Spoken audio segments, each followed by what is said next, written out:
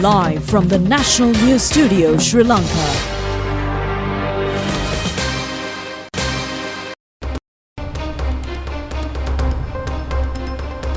Good evening and welcome to the National News broadcast, bringing to you live from the National News Studios here at Rupavahini. We're ready to bring you the top stories here at home and around the world. I'm Charita Minipurarachi. And I'm Kasani Balachandra Adhikari. We start off with a look at your headlines for tonight. Private vehicle import is permitted from February. The relevant gazette notification has been issued. The President assured that he will leave no room to create a situation like in 2022-2023 again in the country. The pay tax limit has been increased. Supplementary estimate to provide allowance for school children passed in the Parliament. A decrease in rat fever cases in Jaffna. Hurricane Chido claims 34 lives in Mozambique.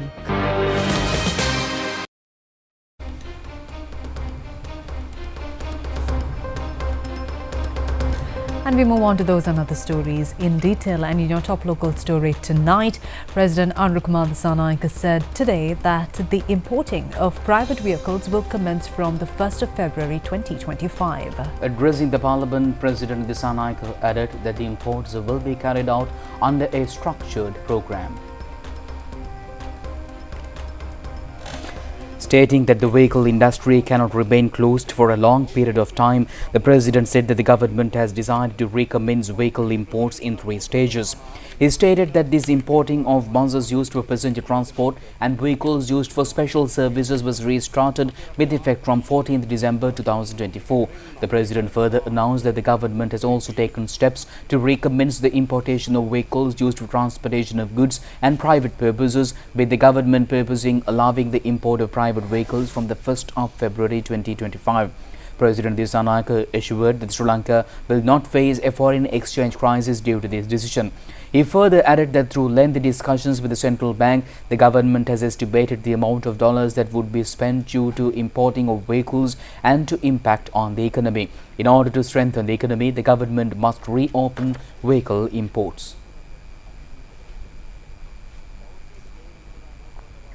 And meanwhile, a gazette notification has been issued specifying the types of vehicles permitted to import under the first category effective from today. It was issued under the signature of President Anurakumar Dissanayake in his capacity as the Minister of Finance.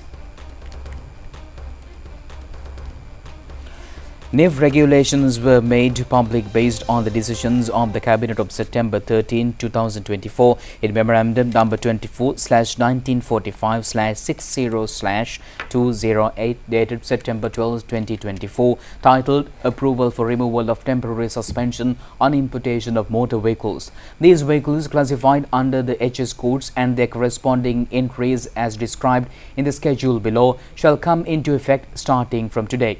Accordingly, motor vehicles designed to transport 10 or more persons, including the driver, under HS code 8702.10, equipped with both a compensation compression ignition internal combustion piston engine diesel or semi-diesel and an electric motor for propulsion will be permitted. It is also permitted to import motor vehicles designed to transport 25 to 35 adults, including the driver, provided the vehicles are not more than 10 years old.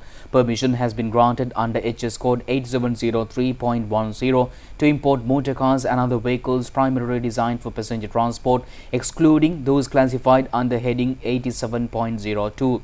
including station wagons and racing cars. Motor cars including station wagons and racing cars that are more than 3 years old are not eligible for import. Motor cars and other vehicles principally designed for transport of persons, including station wagons and racing cars with a cylinder capacity not exceeding 1000 cc are also permitted. Under HS heading 87.0, permission is granted for the import of special purpose motor vehicles other than those primarily designed for transport of persons or goods, such as breakdown lorries, crane lorries, firefighting vehicles, concrete mixture lorries, road sweeper lorries, spraying lorries, mobile workshops and mobile radiological units. These vehicles must not be more than 3 years old. Crane lorries are also permitted to import under HS code 8705.10. Gully bowsers equipped with suction pumps, extraction, sewage, water wastage are also permitted to import. Under HS code 8712.00, the import of non-motorized bicycles and other cycles, including delivery tricycles, as well as trailers, semi-trailers and other non-mechanically propelled vehicles, along with their parts, is permitted. Additionally, trailers and semi-trailers of caravan type intended for housing of camping are allowed under HS code 8716.10. Self-loading or self-unloading trailers and semi-trailers for agricultural purposes are permitted under HS code 8716.20. An importer who imports a motor vehicle classified under the HS codes mentioned above for personal use or for trading purposes must register the vehicle in the name of the importer if it is for personal use, or in the name of the buyer if it is for trading purposes. The registration must be completed within 90 days from the date of the bill of entry for the vehicle. President Kumar Dissanayake says that a situation that occurred during 2022 and 2023 will never be allowed to occur again in the country. The President made these remarks addressing the Parliament today. The President also said that the pay tax exemption limit has been increased from 100,000 rupees to 150,000 rupees following discussions with the International Monetary Fund during the third review of the extended fund facility.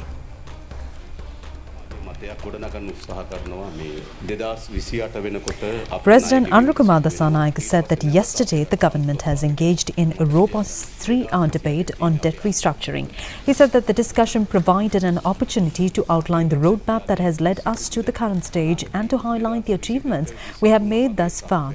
He added that he will not delve into lengthy explanations, but he addresses a narrative being propagated, a narrative that seeks to instill fear but suggesting that Sri Lanka may face bankruptcy again in 2028.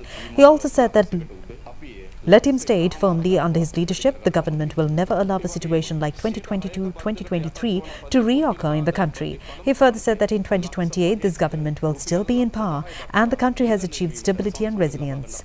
President Dissanayake said that the government is confident in the goal of increasing Sri Lanka's foreign exchange reserves to $15.1 billion by 2028. He further said that this is not just an aspiration, it's a commitment that the government diligently is working towards fulfilling. The President said that he also observed that many individuals, when presenting their views on this matter, spoke in an advisory tone and provided extensive information. As of today, the government have restructured $12.55 billion in debt, including $1.7 billion of defaulted debt. He also said that out of this $12.55 billion, $11.5 billion was borrowed during 2015 to 2019 administration. During the initiation of the third review, the government decided to reduce the burden of the pay tax imposed on professionals in our country. He said that there was significant dissatisfaction regarding this tax amongst professionals such as university academics, doctors and bank officials. President Dissanayake said that following the discussions, the government was able to increase the tax-free threshold from 100,000 rupees to 150,000 rupees. He also said that additionally, the first band of the personal income tax, taxed at 6%, was extended from 600,000 rupees to 1 million rupees. The President said that an individual earning a monthly income of 150,000 rupees pays zero tax. He added that an individual earning 200,000 rupees is exempted from 71% of the tax they would have otherwise paid. He said that an individual earning 250,000 rupees is exempted from 61% of the tax. President Dissanayake said that an individual earning 300,000 rupees is exempted from 47% of the tax, and an individual earning 350,000 rupees is exempted from 25.5% of the tax.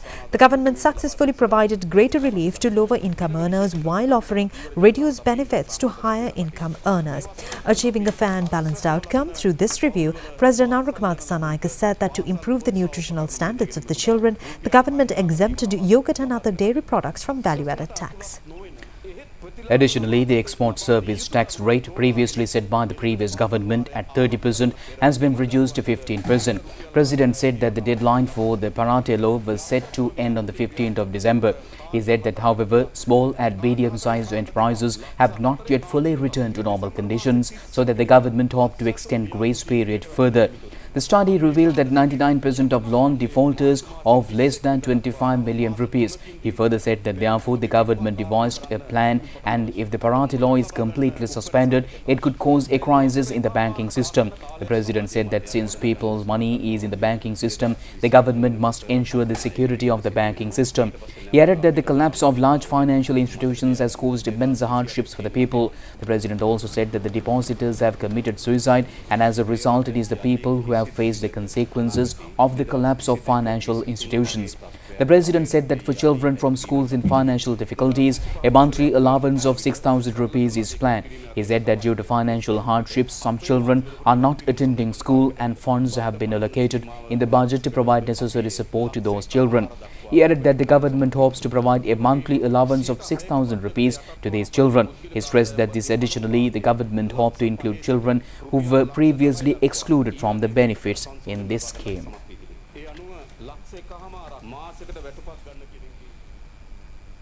Parliamentarian Dr. Harsha De Silva has been appointed as the President of the Committee on Public Accounts. The Speaker, Dr. Jagat Rikavaratne, announced this decision today in the Parliament.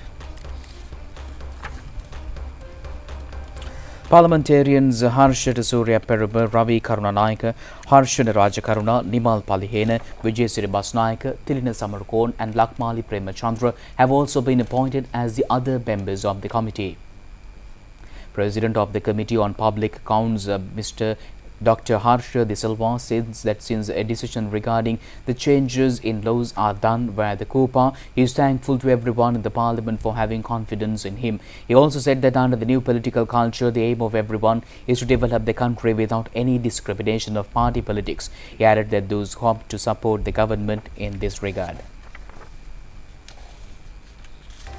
The government has paid attention as to how assistance can be obtained from the United States in order to uplift the economy of the local farmer and agriculture.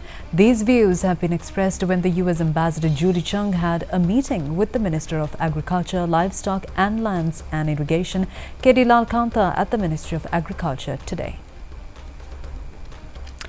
Attention was also paid in this meeting to find out the market necessary for local products and to obtain assistance in order to carry forward the concept of Farmers Association.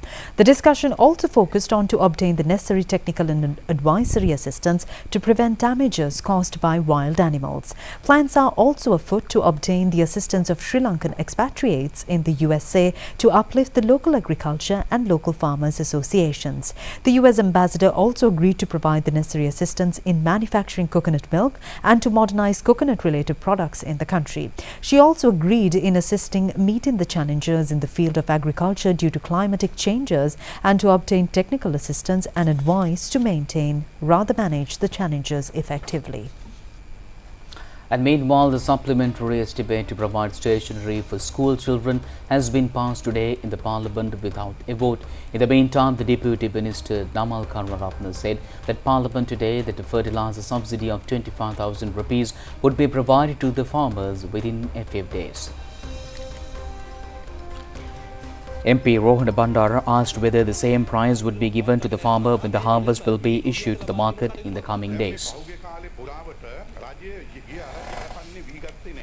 Deputy Minister Nimal Karunanayaka said that in the past the government did not purchase the paddy from the Yala season and the stocks of paddy in the stores were also sold. The minister added that a certified price would be fixed in the future after evaluating the production cost of 1 kilo of paddy, and a justifiable price would be given to the farmers accordingly.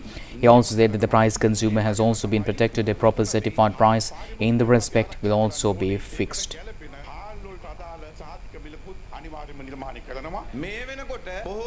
MP Hesha Vidanage pointed out that the fertilizer subsidy has not been provided to the farmers, although the work in the paddy fields have been completed. Deputy Minister Nimal Karunanayaka says that the fertilizer subsidy would invariably be provided to the farmer, but there are certain problems connected with it. He said that the reason for the problems have been identified and relevant answers for them will be found soon.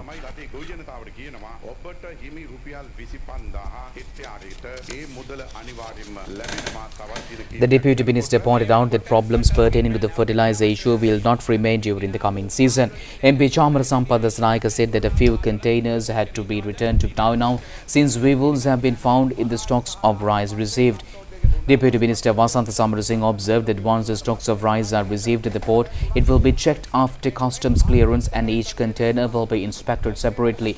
He also said that a private rice importer imported 75 containers and out of them 3 containers have been found to be infested and weevils will have been instructed to return to the stocks. Deputy Minister also said that when the imports process were opened suddenly, a number of importers started the process of importing rice without any consideration regarding the quality. He further said that the concerns quarterly have been informed to provide the customer with qualitative stocks of rice to the market. And meanwhile, President Anurukumar Dissanayake expressed his gratitude to the Chinese government for its support during the debt restructuring as well as in the face of the economic crisis. President Dissanayake made these remarks during a meeting with Vice Chairperson of the National Committee of the Chinese People's Political Consultative Conference, Kim Boyong, held today at the Parliamentary Complex. Kim Boyong noted that China looks forward to continuing its work with the new government of Sri Lanka, further strengthening the long-standing relationship between the two countries. The president also expressed his gratitude for China's assistance during Sri Lanka's disaster situations and the provision of school uniforms for children. He emphasized the continued need for China's support in the future as well, and President highlighted the importance of completing unfinished sections of the Central Expressway under Chinese management and expressed hope to expedite the commencement of supply hubs and institutional projects centered around the Colombo Port City and Hambantota district. Kim Boyong stated that there are plans to restart maritime research activities which were temporarily halted for various reasons, along with initiating relevant projects. Furthermore, she mentioned that Chinese companies intend to establish themselves in the Hambantota investment zone, aiming to provide Sri Lanka with a better global access. She also revealed that preparations are underway to warmly welcome President Anurukumar Dissanayake during his future visit to China. Foreign Affairs, Foreign Employment and Tourism Minister Vijitha Herath, Deputy Speaker Dr. Rizvi Saleh and Committee Member of the Chinese People's Political Consultative Conference Ma Yuxiang, among others, were present at this event. Export of value-added goods has been a foreign exchange earning for this country. Small and medium-scale entrepreneurs contribute heavily in this regard. Value-added products associated with the rubber industry targeting export is in progress at present in the industrial city in Dankotuva. This functions under the Ministry of Industries. Gerard Desmond can be described as a small and medium-scale industrialist who has received the success exporting value-added products in the rubber industry. He started the production of rubber-associated products in 1974 with a capital of 5,000 rupees, having only 4 employees. A owner of 4 factories, Gerard Desmond has provided employment for around 1,000 families. He had been successful in earning a lot of foreign exchange into the country by exporting these products to a large number of countries in Europe. Gerard Desmond also says that the Export Development Board contributed heavily to his success as an entrepreneur. Gerard said that at the beginning of his industry, he was not aware about the export market. With the support of the Export Development Board, he was also able to reach the export market and grab various opportunities. He thanked the EDB for its support for providing information on export-oriented activities, providing facilities to attend international exhibitions. According to him, in order to enter to the export market, the exported products have to be supplied to the buyer in time, maintaining quality and integrity as essential requirements. He also pointed out that the existence of a large number of vacancies in jobs is in the round and Dankotuva industrial city. The chairman of Lanka Petroleum Corporation has issued a letter to media regarding a news item appeared in the first page of a newspaper. In the letter, he emphasizes that certain facts included in the news item tend to mislead people with inaccurate news. A certain newspaper has published the concerned information today under the captions, "Chairman of the corporation has hiked the salary and allowances double-fold and directors of the corporation waste public money." The chairman of the corporation, SDS Rajakarna, says that a severe damage has been posed to his image and of the Ceylon Petroleum Corporation. He stressed that legal action would be initiated against all parties responsible for this act and steps would be taken to complain to the Criminal Investigation Department in the context of certain facts appeared in the news item. And usually over 1 million persons are admitted to hospitals annually. Consultant community physician of the epidemiology unit of the Ministry of Health, Samita Siritunga, says that majority of them are admitted due to accidents. He made these remarks at a media briefing held today to inform the people on prevention of accidents during the festive season. Consultant community physician of the epidemiology unit of the Ministry of Health, Samita Siritunga, said that majority patients have been admitted to the hospitals due to accidents. He says that the number is about 1.3 million. He added that frequently reported accidents are related to firecrackers and firework. He further said that now there is a trend of less using firecrackers. He also said that about 10,000 to 12,000 persons are killed annually by accidents. Consultant physician Dr. Samita Siritunga says that many of these accidents can be prevented, and he said that the major cause for this accident is carelessness of the people. Swine industrialists are of the view that with the mediation of the government to uplift the swine industry, positive expectations can be entertained. According to them, although the demand for pork is not up to the expectation, there's a possibility to supply pork as per the demand of the market during the festive season. A discussion was held recently between the Deputy Minister of Agriculture, Namal Karunaratne, and those who are engaged in the swine industry. The Deputy Minister said that the government would take steps to provide a host of facilities required in the industry, including the technology that is necessary for the farmers and concessionary interest loan facilities. About 90% of the industry has been perished due to the African swine fever disease rampant in the industry. Swine industrialists also say that pork of non-infected animals could be issued to the market.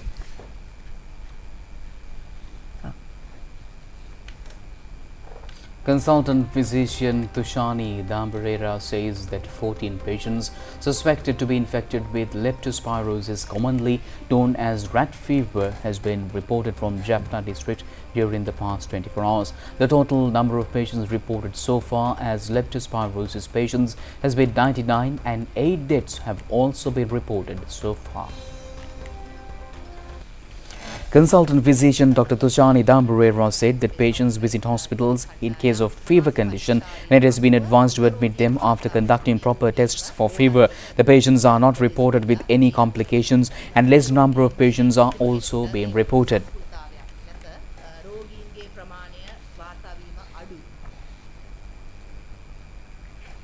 The President of Sri Lanka Veterinary Association requests to pay attention since there is a tendency of even buffaloes getting infected with Leptospirosis. President of the Sri Lanka Veterinary Association, veterinarian Sisura Piusuri, says that excessive fever, redness in the eyes and inflammation in around eyes, throat are the symptoms of Leptospirosis. He pointed out that when detection of early, the condition can be prevented soon. He also said that it is important to bring awareness among farmers who are engaged in dairy farming or rearing the buffaloes.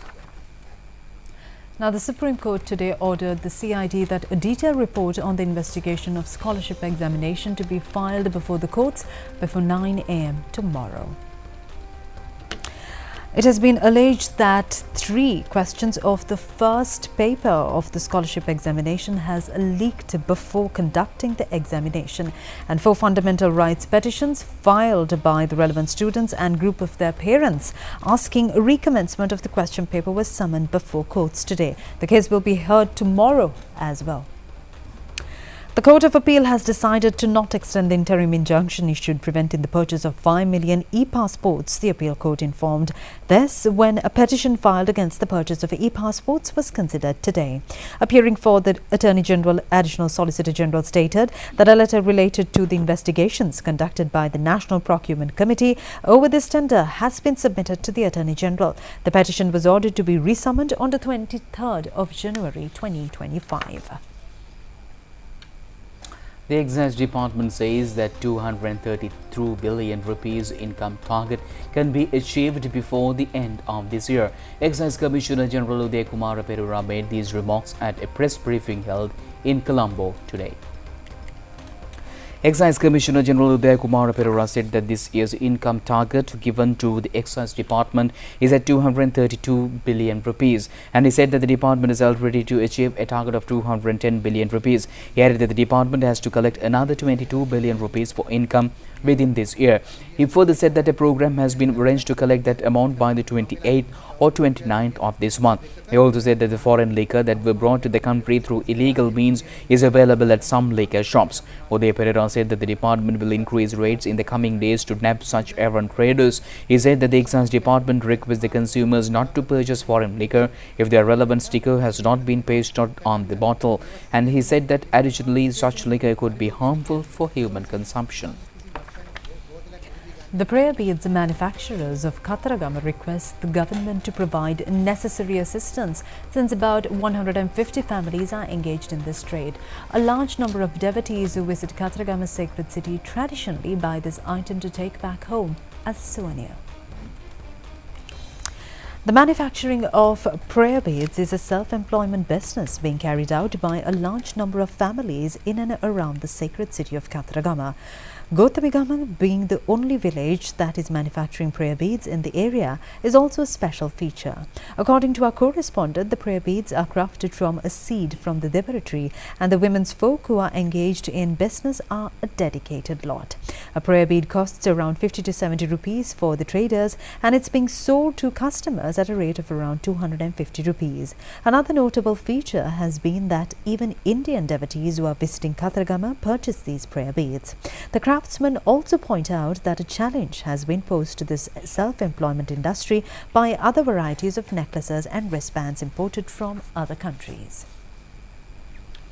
The Central Environmental Authority says that the air quality index value prevailing in these days may decrease in another 3 days. Media spokesman of the authority, Dr. Ajit Gunawardena, explained this matter at a press briefing held today. Media spokesman of the Central Environmental Authority, Dr. Ajit Gunawardena, said that an increase of the air quality index in Sri Lanka has indicated during the past 3 days.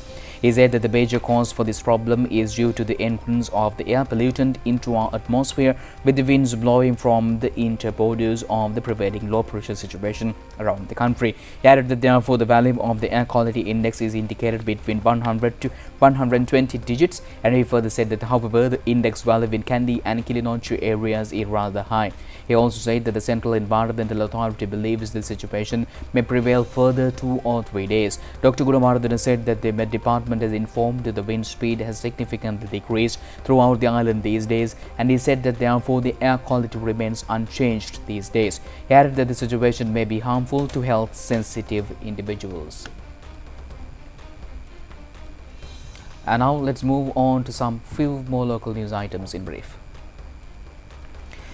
150 Kazakhstan tourists arrived at the Karnataka International Airport recently. They came by A320 Airbus of Air Astana airline from the Alma-Ata International Airport in Kazakhstan. This is the first time Air Astana aircraft arrived in Sri Lanka. A program is now underway to catch the stray monkeys roaming in the Katharagama Devale sacred premises.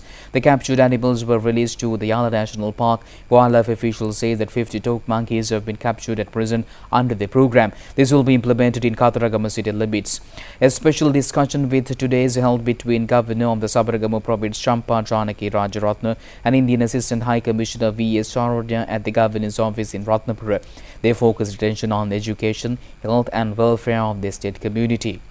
A fire broke out at a row of lime rooms at the Hatton Redon Street in Kotagala this morning, damaging a house totally, and the Mulapatana police says that 3 houses have been partially damaged. State workers got together and doused the fire. That's it on local stories. Stay tuned with international news after this break.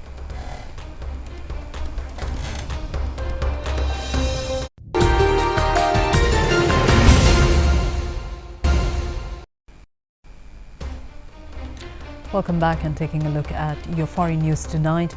The country's National Institute of Risk and Disaster Management stated that at least 34 people have reported dead following one of the most intense storms ever recorded in northern Mozambique.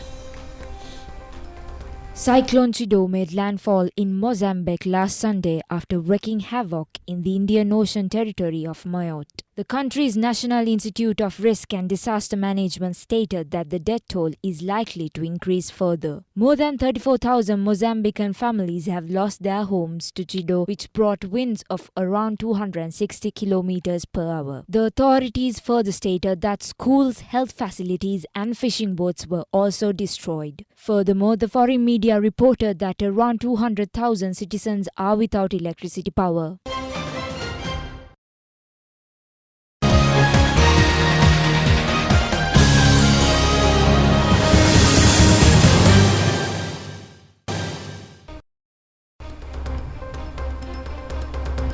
And in your sports news tonight, the Sri Lankan pool of players participating in the T20 cricket tournament in New Zealand has been named today.